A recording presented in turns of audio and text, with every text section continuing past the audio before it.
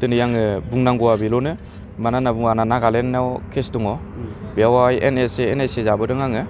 दा जानाय बेलायाव आंहा गाबोन कर्ट दङ हिसाबै आं दिनै ओंखारदों इम्परटेन्ट दा दिनै ओंखारनायनि बेलायावहाय आङो दिनै गुवाहाटीजों थांगोन गुवाहाटीसिम गुवाहाटीनिफ्राय आरो 11:30नि ट्रेन दङ डाइरेक्ट माबा बे नागालेण्ड थांखायो बेजों आं गाखोलांफिनगोन टाइमा सर्ट अब्लाबो आङो बेखौल' खावलायो मानो होनना बुंबा एकदम बिराद खस्थ' दुखु बेफोरबायदि थांनो फैनो जारला बेराफारसे आंथ' आथिङानो गैखाया अब्लाबो मावनो हाया अब्लाबो आं दिनै मा खालामगोन मा मागोन जानानै आं दिनै मबाइल सिटाइ फानना फैदों। नोंनि मुङा मा? आंनि मुङा समर बसुमतारी। औ आङो दिरेन फेक्सननि आफादाव बिसाराय होनना बुङो। सिगाङाव पिमोन ना एनडिबि एसआवमोन सिगां एसनिफ्राय आङो बेयावहायनो 2018आव हमजानानै एनएसए जाबोनानै 2019नि जुलाइ 27 थारिखआव आं गदों ओमफ्राय 2019नि आगस्ट 1 उइकआवनो आङो दिरेन फेक्सनजों जइन जाफिनदों दा बे हिसाबै जोङो रिहेबिलिटेसनबो मोनाखै जेबो मोनाखै खिन्थु केसखौल' जों मारिनांबाय थायो आरो केसआबो जोबाखै दाखालि जोबदों क'क्राझारना जोब्बाय नाथाय आङो नागालेण्डखौ जोबजानो लुगैदोंमोन दा नागालेण्डनिया दाथ' जोबाखै दिनै गाबोन दं नालाय कर्टआ ओंखायनो आं दिनै माने कर्टआव थांनो ओंखारदों बिराद खस्थ'नि गेजेरजों मबाइल थबाइल आं फाननानै फैनांदों उफाय गैया केसआ केस नङा होमबा दा बिनि बेलायावहाय केस थानाय हिसाबै आङो मा खालामगोन मा खालामा आङो दिनै मबाइल फाननानै आङो दिनै कर्टआव एटेन्ड जानो फैदों नोंगौ इउनाइटेड फरामजों आं रायलायदोंमोन सावरायदोंमोन बिथांमोनाबो हरगोनखौ होनना बुंदोंमोन खिन्थु इम्परटेन्ट दिनैसो आङो रायलायब्रबनाय हिसाबै बिथांमोना सयज'खौ हरनो हायाखै अब्लाबो एकाउन्ट नाम्बारखौ होबोदों गावसोर हरा बे गावसोरनि खोथा गावसोर हरगोन होननानै बुंदों गाबोन हरो ना समफोर हरो दा बे हिसाबै बिथांमोना हरोबाथ' मोजां मानो होनना बुंबा सेरखाय बेरखाय जानानै थानाय एनडिबिफोरखौ ज' खालामनानै माखासे जेन'बा मालायनि सोरनिबा जेन'बा दुखु सुखुनि गेजेराव माखासे सल्भ खालामनो नागिरदों बेफोरखौ जोंहा माने गोसो गोरबोजों जोङो बरायो आरो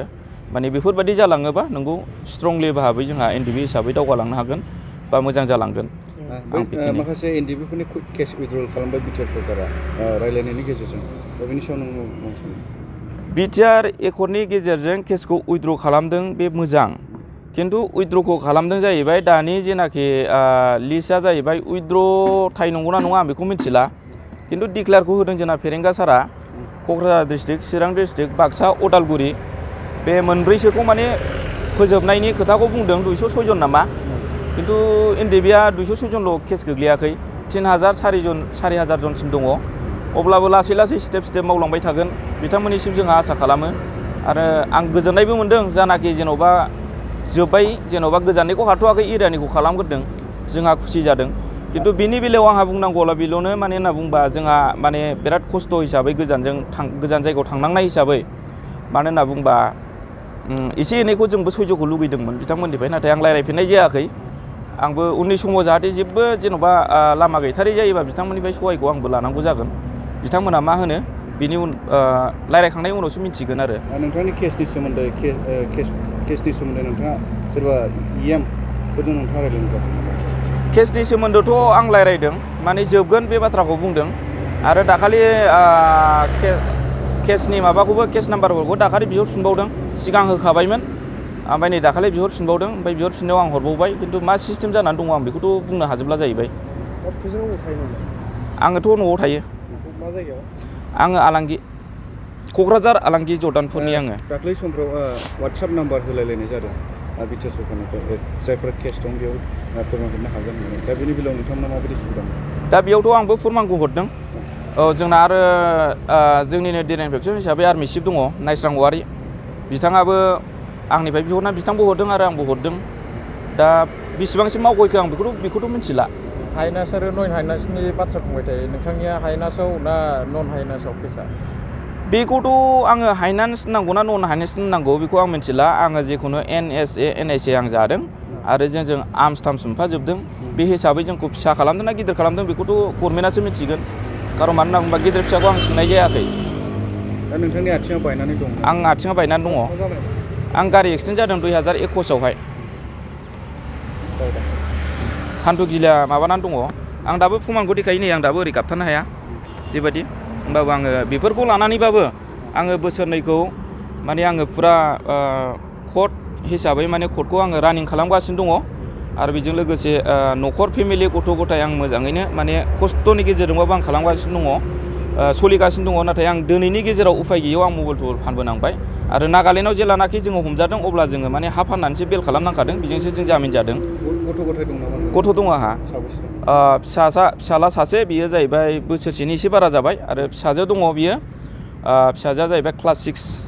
6आव फरायगासिनो दङ इंलिस मिडियामाव। कर्टआव बोसोरसेयाव खनबेसे थांनांगौ जायो? बेथ' मान्थलि मासाव खनसे मासाव खनसे जों थांनाङो। राङाथ' बहुद थांगोनानो मानो होनना बुङोबा गोजान जायगा सानसेजों जायाना बियो सिगां थांनांगौ आरो फैनायनि बेलायावबो लेट जाबोयो। एखमबा समाव जोङो नै दाथ' जेन'बा इमारजेन्सि गाखोबाय मोनाजों मोना दा जों हरसे उन्दुनाय गैला दा बेनि बेलायाव जों रेस्ट लानो लुगैगोन गाबोन हयथ' हरबो थाबोगोन दा बेयावनो खरसाया जाबोयो अखानायैसो जोङो हयथ' गाखोबोनो हागौ। दा बेबायदि आंजों लोगोसे दङ मानो होनना बुङोबा आंजों लोगोसे जाहैबाय NICNनिफ्राय दङ नागाफोर ओमफ्राय जोंनिफ्राय NDBनिफ्राय 3 नाथाय सानैया थाङाखै गोबावथारसै एरेस्ट वारेन्ट बिसिना सफैनानै दङ जों सानैल' दा NICNनि सासे आं ओमफ्राय रानिं जों सोलिगासिनो दङ। दा बेयावनो जोंनि केसा जाहैबाय माने बिथांमोन थाङैनि दारैनो जोंना केसा दासिमबो माने गेजेरबो नाङाखै आदाबो जायाखै खारन बिथांमोना थाङोमोनबा जोंखौ जायफोरा हमदों साखिफोरखौ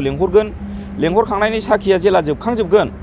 अब्लासो माने जोंनि केसा माने जोबनायनि लामायाव फैयो। दा जेबो जायाखै उफाय गैया होमबाबो जोङो थांगासिनो दङ मानो होनना बुङोबा गोजान जायगा जों थाङालासिनो थायोबा जोंनि थाखाय एरेस्ट वारेन्ट फैयोबा गोजाननि नागालेण्ड बायदिनि जेन'बा बेलार लागोन जेनै बेलार बा जामिनदार दिनै जामिनदारा जेन'बा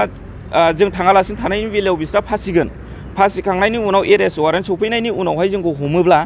जोंनि थाखाय सोर साखि गसंगोन दा बेखौ सिन्था खालामनानै आङो रानिं खालामो आरो केसखौ बेनो।